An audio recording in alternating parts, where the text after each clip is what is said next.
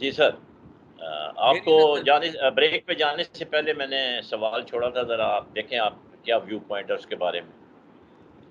मेरी नज़र में सिंध हुकूमत और फेडरल गवर्नमेंट में आजकल पहले की निस्बत जो गैप था या दूरी थी या मिसअंडरस्टैंडिंग्स थी या मिसगिविंग्स थी या कोऑपरेशन कम थी, मेरे ख्याल में वो काफ़ी हद तक दूर हो गई है। और हुकूमत सिंध में हमारे चीफ मिनिस्टर साहब और उनके स्पोक्समैन जो हैं मुर्तज़ा वहाब साहब, सईद गनी साहब, वो कहते हैं कि हम फेडरल हुकूमत की जो डायरेक्शंस हैं उनको तस्लीम करेंगे, मानेंगे। दूसरी बात ये है, ये 18 अमेंडमेंट के बाद आपकी बात सही है, सूबों को बेइंतहा पावर मिल गई हैं और ये तमाम काम जो है, चाहे हेल्थ सेक्टर का हो, एजुकेशन सेक्टर का हो, इंडस्ट्री का हो, वो सब सूबों को चला गया है। लेकिन आप ये बात याद रखें कि ये सूबे में जो हुकूमत है, इसको भी तो ख्याल है कि इसने अवाम को अपने साथ मिला के रखना है, उनको बहुत ज़्यादा तकलीफ में नहीं डालना, उनको फ्रस्ट्रेट नहीं करना। वो अवाम भी देख रहे हैं कि दुनिया में किस मुल्क में इंडस्ट्री जर्मनी में पार्शल में खुल रही है या पंजाब में क्या हो रहा है, तो जाहिर है कि वो अवाम के प्रेशर के तहत यहाँ पर ऐसे फैसले उठाएंगे जो कि सिंध के सूबे के मफाद में भी होंगे और लोगों के मफाद में भी होंगे। तो सिंध हुकूमत ने कहा है हम 2-3 दिन में एसओपीज बना रहे हैं कि किस तरीके से कौन सी इंडस्ट्री खोली जाएगी, उसमें क्या सेफ्टी प्रिकॉशन लिए जाएंगे, किस तरह सोशल डिस्टेंसिंग को लागू किया जाएगा और किस तरह सैनिटाइजर इस्तेमाल होंगे और तमाम प्रिकॉशन लिए जाएंगे।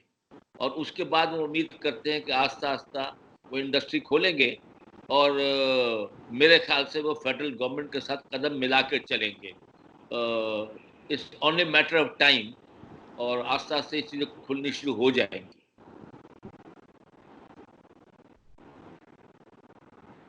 सर, अभी कल ही की बात है, वज़ीर आला सिंध लाड़काना गए थे। वहाँ पर भी उन्होंने जो बयानात दिए हैं वो तो ऐसे हैं कि ये जो जंग जारी है इसका कोई ख़त्म होने का इम्कान नहीं। असल में प्रॉब्लम ये है कि ये जो चीफ मिनिस्टर सिंध हैं ये लॉकडाउन अपनी मर्जी का चाह रहे हैं। जो वज़ीर आज़म साहब हैं वो कहते हैं कि लॉकडाउन जो है उससे जो है वो आम आदमी मुतासर हो रहा है। अभी आपने जैसे कहा कि एसओपीज़ बना रहे हैं। अब ये इन्होंने कल ही जो बयान दिया है वो बड़ा ज़ू मायने है, वो ये है, वो कहते हैं कि अगर वफाक के पास लॉकडाउन के हवाले से कोई बेहतर हल है तो हमें बताए।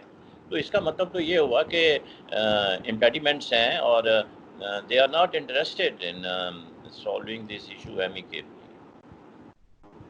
देखिए सब बात ये कि मैंने एक फोटो अखबार में देखी है कि इंडस्ट्री खोलने के लिए किस तरीके से लोग वो वहाँ पर प्रिकॉशंस ले रहे हैं और इन्हें प्लान में वो चल रहे हैं, जो एसओपीज इन्होंने बनाई है, जो एसओपीज इम्प्लीमेंट कर रहे हैं। और ये एसओपीज इम्प्लीमेंट करके इनको ओवरसी करना गवर्नमेंट के लिए आसान काम नहीं है। ना गवर्नमेंट के पास इतनी बड़ी मशीनरी है कि वो जो बेनतहा इंडस्ट्री सिंध में है वो हर इंडस्ट्री को देख सके। ये तो इंडस्ट्रियलिस्ट को भी ख्याल करना पड़ेगा, मालकान को भी, ये तो लेबर लोगों को भी ख्याल करना पड़ेगा, अवाम को भी ख्याल करना पड़ेगा। मिलजुल कर ये काम जो है वो हम सिक्योरिटी और सेफ्टी प्रिकॉशन ले सकेंगे। लेकिन मेरा ख्याल ये है कि सिंध हुकूमत जो है वो आस्ता आस्ता इसको खोलेगी, लेकिन साथ साथ लोगों से कहेगी गैर जरूरी तौर पर बाहर मत निकले, जमघट्टे ना बनाएं, शादी हाल और इस टाइप की जो है चीजें नहीं खोली जाएंगी। और मेरे ख्याल में सिंध हुकूमत मसाजिद को भी खोलने के हक में नहीं थी, लेकिन एक 20 नुकाती फैसला हो गया है और उस पर लोग जो हैं वो कोई बहुत सिंगल माइंडेडली उसको बहुत पसंद नहीं कर रहे हैं। और वो कह रहे हैं कि जब तमाम दुनिया की मसाजिद, हरम, काबा शरीफ और रसूल सल्लम के रोजे की मस्जिद भी बंद है, तो पाकिस्तान के पास क्या जवाब है कि यहाँ की मस्जिदें खोल के ये बीमारी को बढ़ावा इससे हो सकता है और ये बहुत खतरनाक बात है। आपने देखा होगा कि जो सिंध में लॉकडाउन है और जो शहरों में जिस वक्त ये सुबह 9 से लेकर शाम 5 बजे तक है, उस सोशल डिस्टेंसिंग को तो आप छोड़ दें, वो तो ऐसे झमघटा नज़र आता है आपको हर जगह कि ट्रैफिक को देख लें, चलते हुए लोगों को देख लें। अभी बिल्कुल सही इन्होंने है। इसका तोड़ दिया कि डबल सवारी पे, ये जो डबल सवारी पे पाबंदी लगाई है, इससे मजीद समोजल हो गया है। लोग क्या करें, अपने बीवी के साथ जाना है, कहीं अस्पताल जाना है, कुछ चीज़ लेनी है, तो वो मतलब ये है कि इलॉजिकल चीज़ें भी तो हो रही हैं यहाँ पर। मतलब ये है कि जो डबल सवारी पे अगर पाबंदी लगाई है, अगर आप इम्प्लीमेंट नहीं कर सकते तो ऐसी पाबंदी मत लगाएं। चालान करना is not the solution of the problem. Problem तो है कि आप मसले का हल तलाश करें, लोगों के मसाइल को हल करें। अगर आप जमघटा लगा देते हैं तो फिर लॉकडाउन को ख़त्म करें, लॉकडाउन की क्या रिक्वायरमेंट रह जाती है? देखिए जी, हुकूमत तो डायरेक्शन दे रही है, लोगों को समझा रही है, उनसे कॉपरेशन की उम्मीद रख रही है, लेकिन हम आपको, हमारी पब्लिक का पता है, वो तमाशा देखने के लिए बाहर निकल आती है। मैंने देखा था कि एक फोटो में कि एक बस्ती में लोग इकट्ठे होकर मुर्गों की लड़ाई लड़ रहे हैं और सब जमघट्टा वहां किया हुआ है, जबकि हुकूमत का सेक्शन है गैर जरूरी तौर पर बाहर मत निकलो।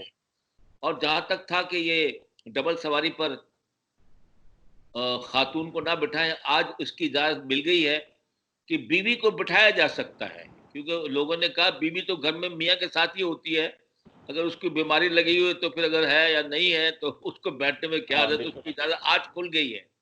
तो कहने का मतलब ये है, गवर्नमेंट लोगों की बातें भी सुन रही है, लेकिन साथ साथ उनको बता भी रही है कि गैर जरूरी तौर पर बाहर मत निकले, तमाशे ना बनाए। लेकिन आपकी बात सही है, जब राशन बढ़ता है तो तमाम लोग लाइनें तोड़ देते हैं, जमघट्टा हो जाता है। और इसके अलावा ट्रैफिक के अंदर भी बहुत जो है इसी तरह का चक्कर है। वो ये बातें सही है, लेकिन ये तो अवाम की तरबियत की बात है कि अवाम जो है वो भी कोऑपरेट करे। और जब जाकर कोई मतलब, जहां तक ताल्लुक है ये कितने अरसे चलेगा, ये पीक कब पाकिस्तान में होगा, कब कंट्रोल में आएगा, इसके बारे में कोई बहुत हतमी राय फिलहाल नहीं दी जा सकती। और वो सही कह रहे हैं चीफ मिनिस्टर साहब कि इमरान खान साहब की भी ख्याल ये है कि मई में जाके पीक होगा, जरा कैसे जाएंगे।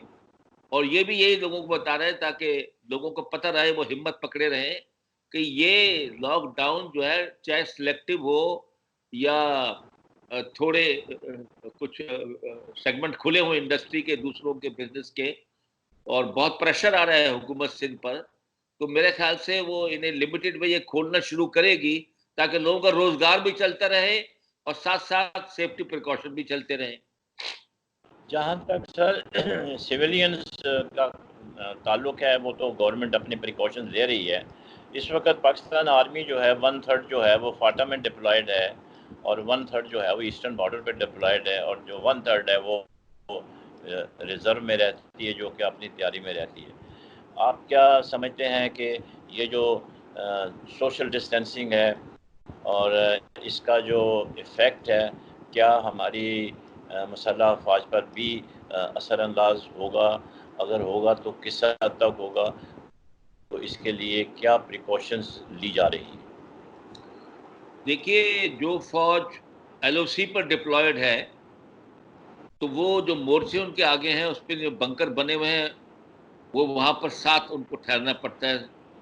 एक बंकर में 5-5, 7-7 आदमी होते हैं। और अगर कोई पीस लोकेशन पर है तो बैरकों में होता है, बैरक में भी कई आदमी होते हैं। और आपको पता है कि एक बेड से दूसरे बेड का फासला 3-4 फुट होता है। तो इसके अलावा जो बहुत सी एक्टिविटीज हैं उनको साथ होना पड़ता है। लेकिन जितना डिसिप्लिन फौज में है और जितना ओवरसाइट जो हम चीजें देखते हैं उनको ओवरसी कर सकते हैं कि ये ऐसा काम ना हो, या किसी आदमी को नजर जुकाम या बुखार हो, तो मेरे ख्याल में फौज जो है ऐसा मुनज़्ज़म अदारा है कि वो ऐसे लोगों को बहुत जल्दी पिन पॉइंट करके आइसोलेट कर सकती है। और फौज ने अपने तमाम अस्पतालों में इस किस्म की फैसिलिटीज, आइसोलेशन वार्ड वगैरह क्रिएट किए हैं अपनी लोगों के लिए भी, और पब्लिक के लिए भी उन्होंने बहुत जगहों पर आइसोलेशन वार्ड बनाए हैं।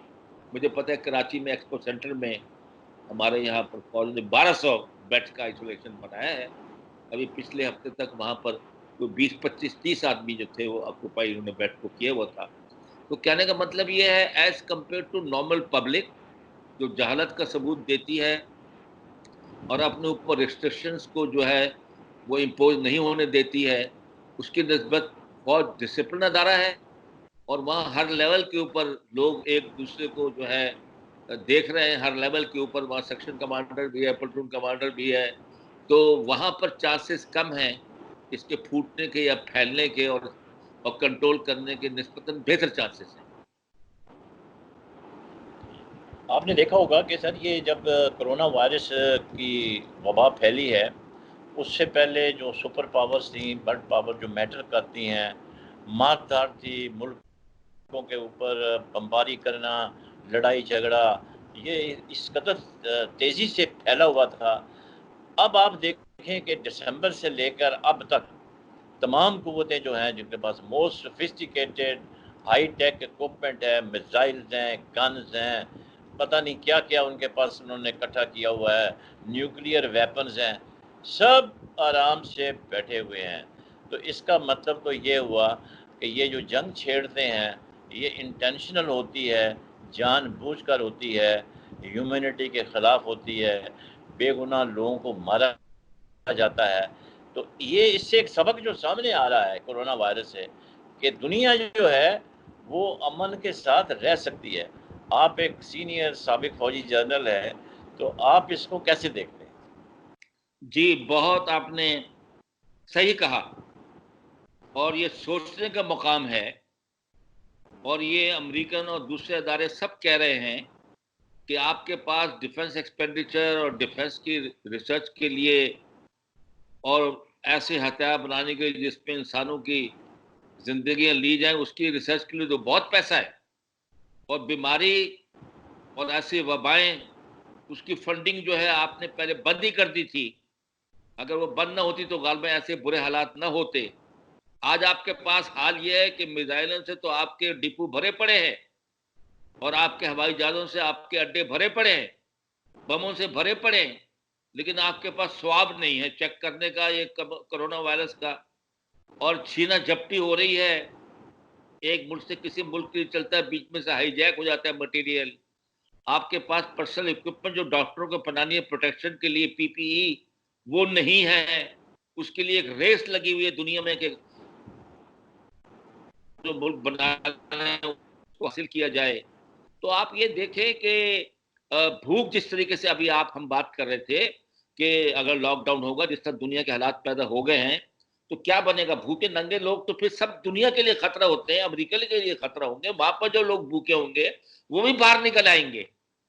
और दूसरी आपकी बात जो है बिल्कुल सही है, जितनी जंगें हो रही हैं और हो रही हैं थी पिछले 20-25 साल से, बल्कि ये बिल्कुल गैर जरूरी थी, अनजस्ट थी, और अपने हथियार बेचने के लिए और अपनी पॉलिसियां और रिसोर्सेज पर गरीब मुल्कों में कब्जा करने के लिए, उनको अपने क्लाइंट स्टेट बनाने के लिए, ये तमाम बातें हो रही थी। और इसमें अमेरिका इसको लीड कर रहा था और वेस्ट उनका साथ दे रहा था। अब वहां पर जो अमात होने शुरू हुई है, यूरोप उनके सामने बेबस है और अमेरिका बेबस है। तो बहुत से तो हमारे मुल्ला यही कह रहे हैं कि ये अल्लाह की तरफ से उन पर अजाब ज्यादा है। हमारा खित्ता जो सार्क का है, या निस्बतन फिलहाल बहुत कैजुअलिटीज भी नहीं है, बहुत डेथ्स भी नहीं है फिलहाल, अल्लाह इसको ऐसे ही रखे, लेकिन वहां ज्यादा है। तो इसमें तो कोई शक की बात नहीं है कि आपने कभी लीबिया में चढ़ दौड़े, कभी इराक में चढ़ दौड़े, कभी सीरिया में चढ़ दौड़े, कभी फलस्तीन में आपने जो हालात पैदा किए हुए, जो कश्मीर में हालात हैं जिसके ऊपर आप खामोश हैं, ये तमाम जो अनजस्ट किस्म की पॉलिसी दुनिया में है, तो ये उसी के जो है ना, अब जो है दुनिया सोचने में मजबूर हो गई है कि हमारी डायरेक्शन बड़ी पावर्स की गलत है। हमने भूख मिटाने में, हमने अफलास मिटाने में, हमने इलाज मालजे की सूरतें पैदा करने में, हमने अच्छे हालात एनवायरनमेंट में पैदा करने में, ताकि क्लाइमेट चेंज के जो एक बहुत बड़ा सिलसिला चल रहा है, जो आपकी फैक्ट्रियां हर वक्त केमिकल्स जो है जो इस्तेमाल होते हैं हथियारों में, बाकी चीजों में, वो सब दुनिया में जो है आपको पता है कि अपसेट कर रहे हैं बैलेंस को। तो ये सब बातें जिस अभी पर दुनिया आजकल सोचने पे फिलोसफर मजबूर हो जी, गए। जी। और मुझे हम अभी जरा कोई नई राह निकलेगी इंशाअल्लाह। अभी जरा वक्फा है थोड़ा ब्रेक का, तो आपकी इजाज़त चाहिए होगी थोड़ी देर में, फिर वापस आते हैं जहाँ से सिलसिला तोड़ा है, यहीं से हम जोड़ें।